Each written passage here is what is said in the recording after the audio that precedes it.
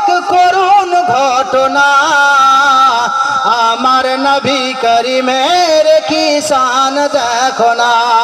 একদিন ওমর তলোয়ার নিয়ে যায় নবীর দ্বারে, কাটিব মাথা হাতে তলোয়ার ঘোড়াতে চড়ে, রাস্তার ধারে আওয়াজ দিয়ে ডাকে ওমরকে, আগে গিয়ে খবর নাও নিজের বোনের গিয়ে, কলমা পড়েছে তোমার বোন ও তোমার দোলা ভাই, তারপরে যাবে নবীর আছে সিথায়।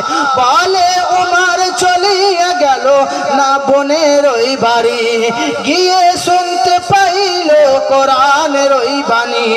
বলে বোন কেন পড়লি তুই যে কলেমা, এই বলে মারলো থাপড় তিনার কষ্ট হলো না, মারের পরে মার মেরে গেল তবু ছাড়ে না, কলমার প্রেমেতে বোন তাও কলমা ছাড়ে না।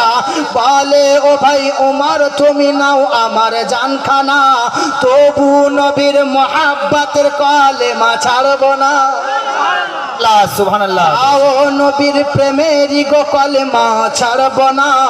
এই বলে ওমর এসে বলে বোনের কাছে, যেই বই পড়তেছিলে খানিক পর মোর কাছে, কোরআন শুনে ওমর বলে যাব নবীর কাছে। বোন বলিল ওযু গোসল আগে করে নে, তারপরেতে নবীর দ্বারে যাব গো চলে। এই বলে ওমর,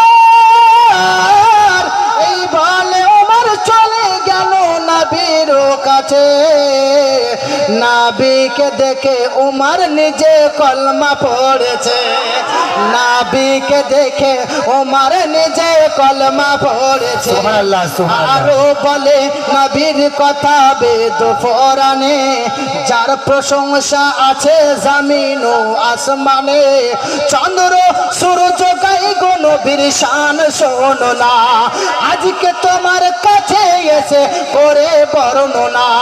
আমি আছি আরো শোনাবে কত ওলামা, সবাই গাইবে তবু নবীর শান শেষ হবে না। আজকে নয় শুরু থেকে নবীর প্রশংসা হয়, সবাই শুধু নবীর নামের শান গেয়ে যায়, তবু কেন ওই নবীর শান মিঠাও লাগে।